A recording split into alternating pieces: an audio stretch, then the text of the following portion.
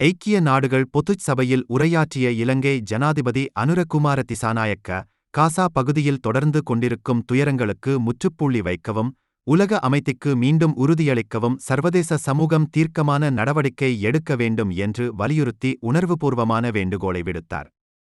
காசாவில் தொடர்ந்து கொண்டிருக்கும் பேரழிவு குறித்து நாங்கள் ஆழ்ந்த வருத்தமடைந்துள்ளோம் என்று அவர் கூறினார். அந்த பிராந்தியத்தை வலி மற்றும் துயரங்கள் நிறைந்த ஒரு திறந்த சிறைச்சாலை என்றும், குழந்தைகள் மற்றும் அப்பாவி பொதுமக்களின் அழுகுரல் எதிரொலிக்கும் இடம் என்றும் அவர் விவரித்தார். உடனடி போர் நிறுத்தம், தடையற்ற மனிதாபிமான உதவிகள் மற்றும் அனைத்து தரப்பினராலும் பிணைக்கைதிகள் விடுவிக்கப்பட வேண்டும் என்றும் அவர் கோரினார். பாலஸ்தீனிய மற்றும் இஸ்ரேலிய மக்கள் இருவரின் சட்ட, பாதுகாப்பு மற்றும் மனிதாபிமான கவலைகளையும் ஏற்றுக்கொண்ட அதேவேளையில், பாலஸ்தீன மக்களின் தனிநாட்டிற்கான பிரிக்க முடியாத உரிமைகளுக்கான இலங்கையின் ஆதரவை ஜனாதிபதி திசாநாயக்க மீண்டும் உறுதிப்படுத்தினார். 1967 ஆண்டு எல்லைகளை அடிப்படையாகக் கொண்ட இரு அரசு தீர்மானத்தை ஆதரிக்கும் ஐநா தீர்மானங்களை விரைந்து செயல்படுத்துமாறும் அவர் வலியுறுத்தினார். 3 தசாப்த கால உள்நாட்டுப் போரில் இருந்து இலங்கை பெற்ற அனுபவத்தை சுட்டிக்காட்டிய அவர், மோதலின் பயனற்ற தன்மையையும் அது ஏற்படுத்தும் நீடித்த வலிகளையும் வலியுறுத்தினார்.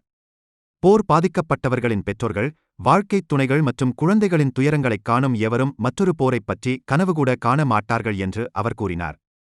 சந்தர்ப்பவாத அதிகார அரசியல் என்ற உலகளாவிய போக்கையும் அவர் கண்டித்தார். இது பொதுமக்களின் வாழ்க்கையை ஒரு விளையாட்டாக மாற்றிவிட்டதாக அவர் கூறினார். ஒரு ஆட்சியாளரின் கடமை உயிர்களை அழிப்பதல்ல, மாறாக அவற்றைப் பாதுகாப்பதாகும் என்று அவர் பிரகடனம் செய்தார். உலகளாவிய முன்னுரிமைகள் குறித்த ஒரு சக்திவாய்ந்த பிரதிபலிப்பில், மில்லியன் கணக்கான மக்கள் பட்டினி, மோசமான சுகாதாரம் மற்றும் கல்வியின்மை ஆகியவற்றால் பாதிக்கப்பட்டுள்ள நிலையில், போருக்காக செலவிடப்படும் பெரும் தொகையை ஜனாதிபதி திசாநாயக்க கடுமையாக விமர்சித்தார். மில்லியன் கணக்கான குழந்தைகள் பட்டினியால் இறக்கும் ஒரு உலகில், நாம் ஆயுதங்களுக்காக மில்லியன் கணக்கில் செலவழிக்கிறோம் என்று அவர் கூறினார். இந்த பூமியின் ஒவ்வொரு அங்குலத்தையும் அமைதியான சமூகங்களாக மாற்ற முடிந்தால் அது எவ்வளவு அற்புதமான உலகமாக இருக்கும் என்றும் அவர் கூறினார். இவ்வாறு அவர் தனது உரையை தைரியமாக பேசி முடித்தார். දූෂණයට එරෙහි සටන සෑම රටකම සංස්කෘතියේ කොටසක් විය යුතුයි කියා මා යෝජනා කරනවා.